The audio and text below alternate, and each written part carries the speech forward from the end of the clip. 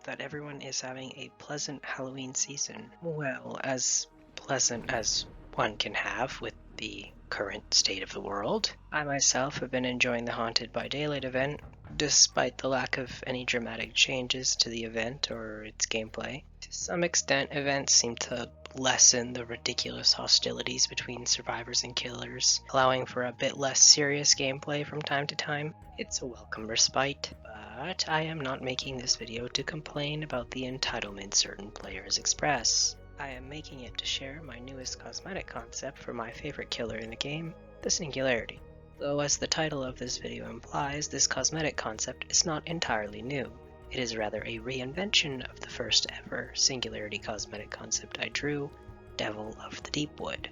The idea behind the original design was Hux as an embodiment of the deadly environment found on Dvarka. While there are legitimate reasons to dislike Toba Landing as a map, such as its dense layout maximizing collision or its red shrubbery obscuring scratch marks, it is nevertheless one of my favorite maps in the game. I find it to be vibrant and visually stunning. It stands out from the rest of the maps in the game, while still fitting perfectly into the world of Dead by Daylight. Even the sounds of Toba Landing's environment are unique from other maps, despite the gruesome remnants of Hux's carnage fixed to various structures across the map. The world itself is utterly teeming with life that breathes with every move you make. It creates a different kind of suspension than the quieter maps that have been hollowed out of all life by tragedy and bloodshed. Additionally, I think it's quite brilliant that the map visually represents a reclamation of Dvarka by the natural inhabitants of its jungles in a sort of nature always prevails way, while you as the player know that it was not nature that triumphed over humanity's attempt to tame it, but a massacre carried out by the very machine that they sought to tame it with. Or so we think.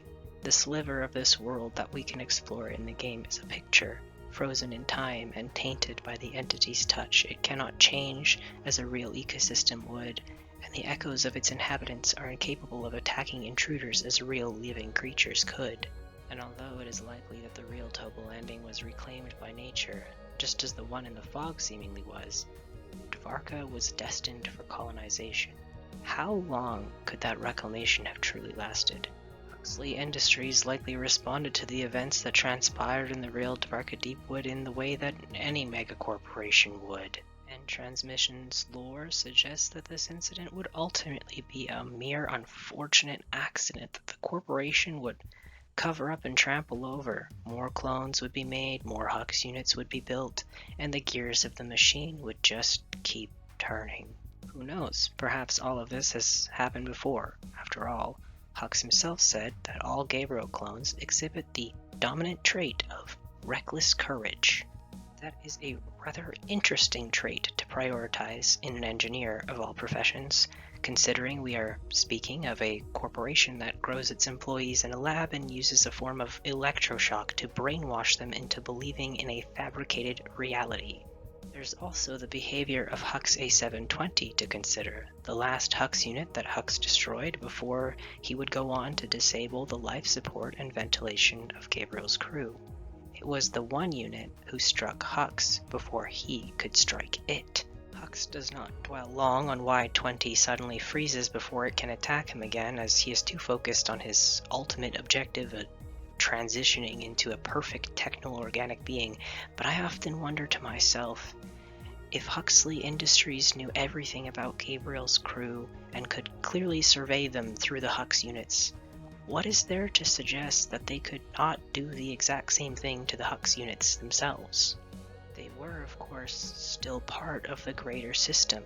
There is a whole other conversation to be had about whether 20 was possibly sentient, but what if in that moment, when they froze, they were unable to overcome their programming? What if Huxley Industries had become aware of what Hux was doing because they'd seen it before? Were they trying to gauge what they were up against, ready to sacrifice 20 in the same cold, careless way that drove Hux to consider murder in the first place? Were they ready to allow Gabriel's crew to die in their possible effort to gather as much intel on Hux as feasible so that they could ultimately capture him? Well, because they could simply clone more human workers? It's a grim prospect to consider, but it's not one far from our own reality, now is it?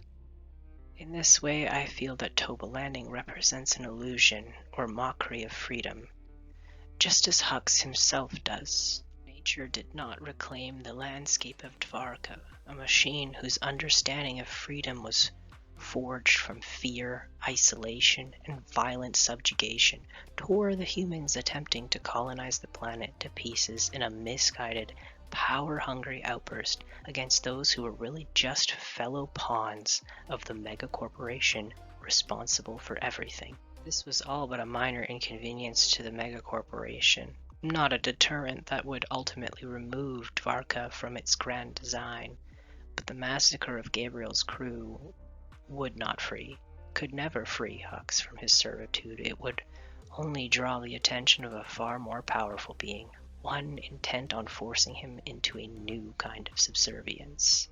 In the end, no one was liberated, only condemned to a fate of seemingly eternal anger and fear, new pawns in a new game.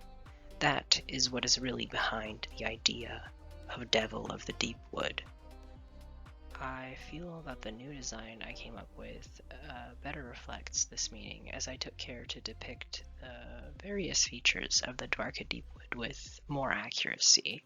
The original design included some elements from the map, but as you can see, it was more of a sketch, so nothing was all that refined.